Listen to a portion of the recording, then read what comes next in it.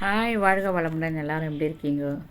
So இன்றைக்கி உங்களோடு கூட மாதுளம்பழத்தை பற்றி நான் வந்து கொஞ்சம் எனக்கு தெரிந்த காரியத்தை நான் ஷேர் பண்ணிக்கிறேன்.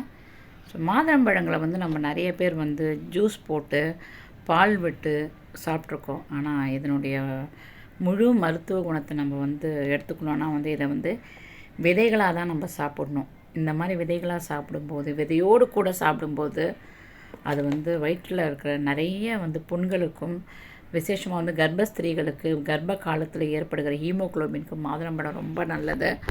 சில பேர் வந்து அந்த காலத்துலலாம் எங்கள் அம்மாலாம் சொல்லுவாங்க, மாதுளம்பழத்தை சாப்பிட்டாலே போதும் வந்து மலட்டுத்தன்மை நீக்கும் அப்படின்னு சொல்லுவாங்க.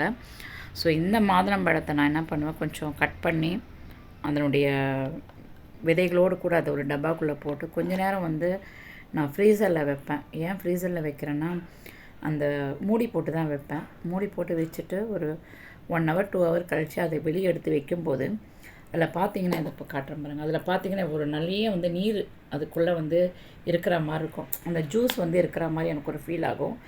அதை சாப்பிடும்போது கொஞ்சம் நல்ல ஒரு டேஸ்ட்டாக இருக்கும். சில பேர் இதில் வந்து சர்க்கரை போட்டுப்பாங்க, சில பேர் தேன் போட்டுப்பாங்க. அது வந்து அவங்கவுங்களுடைய டேஸ்ட்டை பொறுத்தது. ஆனால் வந்து பழங்களை ஜூஸ் போடாமல் இப்படி வந்து நம்ம சாப்பிடும்போது அதனுடைய முழு சத்துக்களும் நமக்கு வந்து கண்டிப்பாக சேரும்.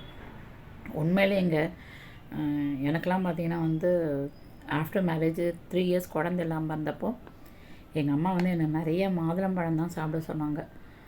நிறைய வந்து பெண்களுக்கான அந்த மாதவிடாய் சமயத்தில் வர வயிற்று வலிக்கு கூட இது ரொம்ப நல்லது. ஸோ நீங்களும் இதை வந்து சாப்பிடுங்க. வாரத்தில் அட்லீஸ்ட்டு 2 நாளாவது மாதுளம்பழங்களை எடுத்துக்கோங்க. இயற்கையாகவே ஹீமோக்ளோபின் இன்க்ரீஸ் ஆகும். ஸோ மற்றும் ஒரு பதிவில் உங்களை நான் சந்திக்கிறேன். வாழ்க வளமுடன். நல்ல ஆரோக்கியமாக இருங்க. வாழ்க வளமுடன்.